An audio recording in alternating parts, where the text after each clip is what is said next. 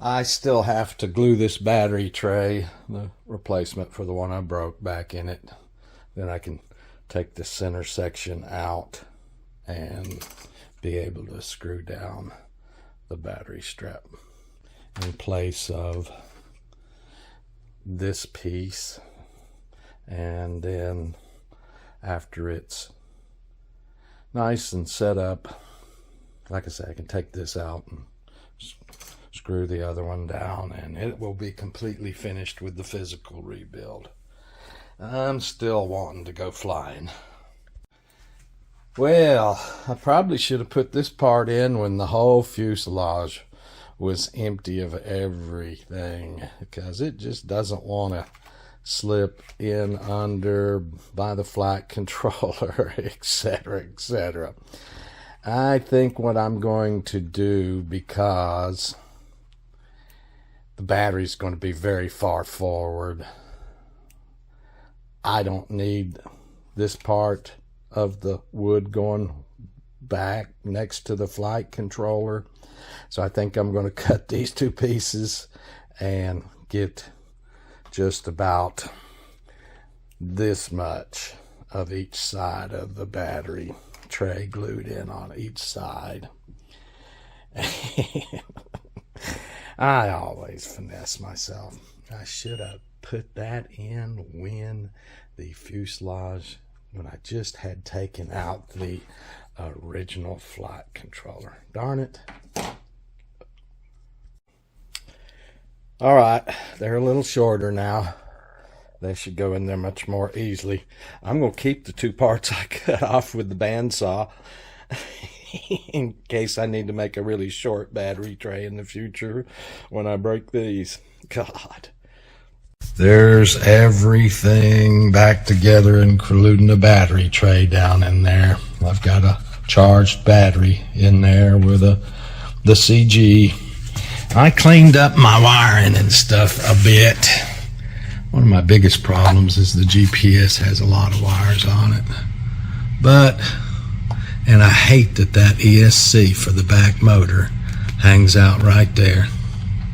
But nothing can be done about it. So, the physical build is now finished. Gotta hot glue this antenna or something. It's floppy.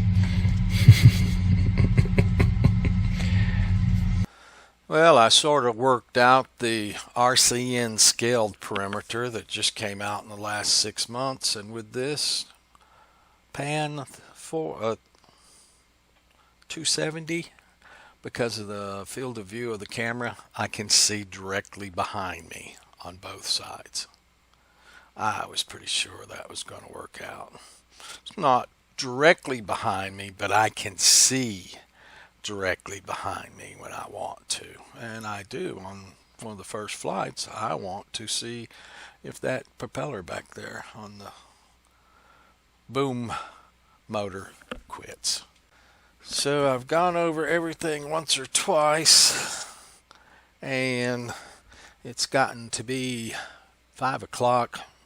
I didn't get any extra sleep, so I'm not going to fly today. But I went over all my perimeters and sort of got everything set up. And when I say sort of, there's still perimeters I want to pull out of Mr. Piper's set of perimeters having to do with the results of his auto tunes and stuff like that. But I'll show those. But at this point, tomorrow, not today, I'll fly this thing again just to see how it physically flies, and then we'll start talking about how I ended up configuring it. The video up to this point was made Sunday. Today's Thursday. Yeah, I've been working on something else along with this project the past 3 days. I'm not ready to reveal yet, but when I do, you're going to love it. So like I say, today's Thursday. After I show you these two little short videos, I'm going to go out and fly it. But again, you're not going to believe what I've been working on the interim 3 days and what I accomplished on something else. It's really killer. Okay, a little problem here, as you'll see. I put in Mr. Piper's PIDs by hand, and check this.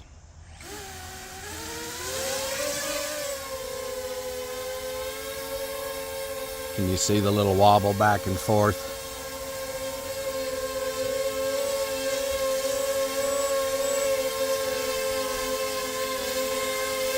So I'm going to go back in. Now let me get this away from us.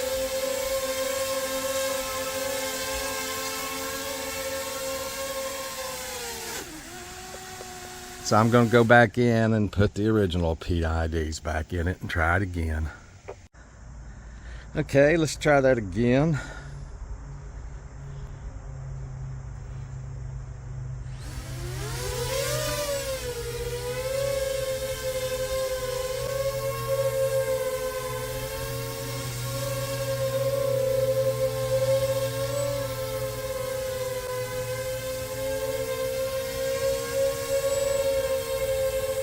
Okay, it's much more sloppy, but you can see the tail's no longer jerking back and forth.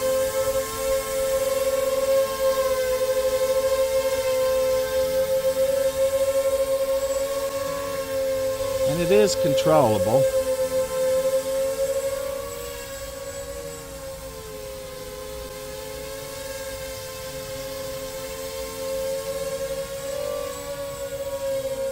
Whoops.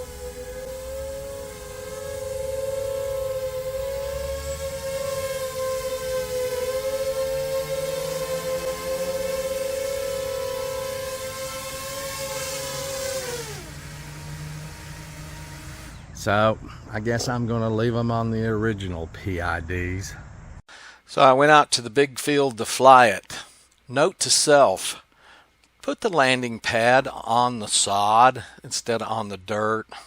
I'm kind of not liking to walk on their sod or drive on their sod, as is their request, but it was so dusty out there it wasn't even funny. A big truck had just come by, loaded down with sod. You can sort of see the road right straight in front of us. He came out, he stopped and talked to us for a second. Here we go. It worked. It was just so dusty.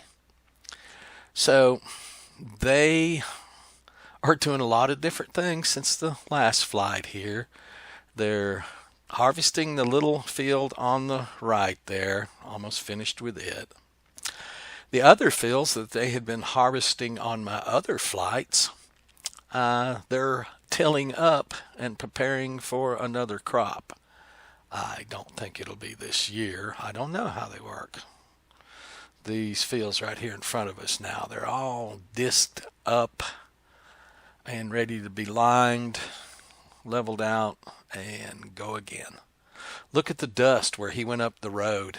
That's what's up in the air. That's not tearing in the video. Everything on the OSD worked. The time, fly-by-wire A is correct. RSSI is, of course, not correct. I'll have to get that fixed. But if the radio goes out, it does an automatic return to home. The airspeed is calculated. There's no technical airspeed sensor on this. Look at that dust cloud straight in front of us. And straight in front of us now is our car parked right there on the edge. I should have went on the left side and done this in the grass, not on the dirt, but hindsight's 20/20. 18 satellites, so the M10Q5883 works really well on a full-size flight controller. Still not understanding why it doesn't want to on the Mini and Slim, but I'll get that. HDOP, killer. Distance to home and arrows in the correct direction. I've got the camera tilted down so the artificial horizon's not quite like I want it, but I don't think it's ever going to be around here because we've got mountains. We don't have really flat ground. The battery flashing in the upper right, I've got to fix that. That's just a setting in the OSD to stop it from flashing until it gets to fail safe. The milliamp hour sort of seems to be working today along with the amps. And I did rotate it around to see if that back motor stopped, and it did. And I can see directly behind me, so I've got me a pan and tilt that will work for my purposes. Altitude and vertical speed works great. And it looks like today the throttle position at 55% is about right. I was keeping the speed up because this is only the third time I've flown this, and it was pretty windy today. The 5 and 8 and 9 miles an hour that it was showing is probably correct. Now, it was blowing from right to left the way we're looking right now. So I'm going crosswind right now, and that's about the way the arrow on the wind speed shows. Now we're coming across the car and turning back into the wind, just as the thing shows. And it shows 8 point something miles per hour. I think that's pretty correct. We're going crosswind again. So everything's coming along. I'll probably quit showing the GBAT signal latency and stuff at the bottom. The bit rate's low. That's because the antennas are kind of pointed towards the ground, and I'm flying off the side of them right now. Very off the side of them, even a little bit behind them right there. Now I'm off the side and moving to be in front of them. Don't see the red come up around it when it gets low, like I see on other people's. I was in the monitor today fully for the first time, all the way up until return to launch, with the focusing hood over my head. It made it very viewable. But the wind pushes in the sides of the cloth and gets the cloth in the way of the monitor. So I've still got some work to do on that. See, we're in front of the antennas now, so we're back up to 25 megabits per second. I had the little 1300 milliamp hour battery in it, so wasn't going to be a long flight.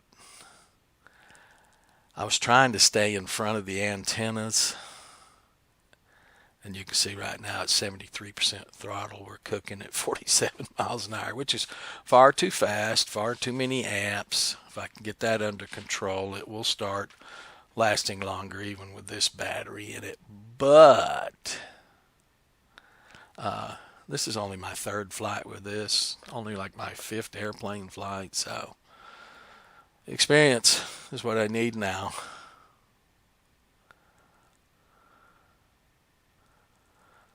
I think I might have got over the road a little bit there, which I generally don't want to do. I really want to stay inside this big field for now.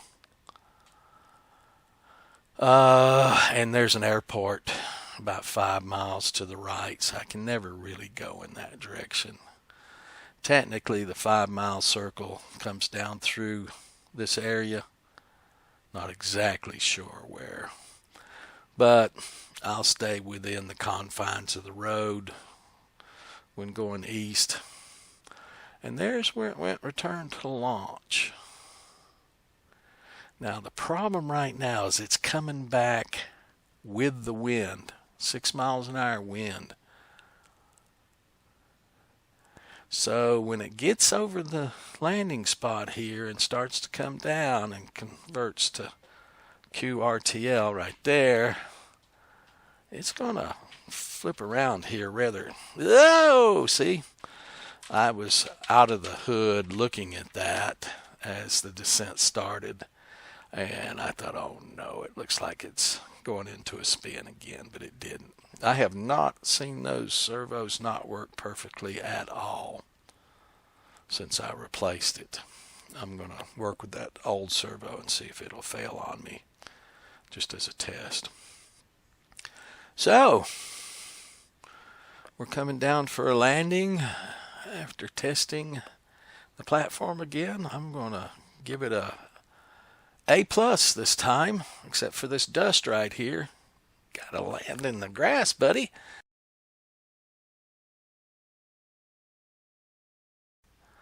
And I'm going to finish this up right here because there was no telemetry file.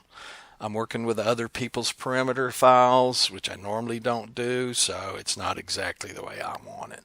But that's the T1 Ranger VTOL back in flying condition, in my humble opinion. Thank you guys so much.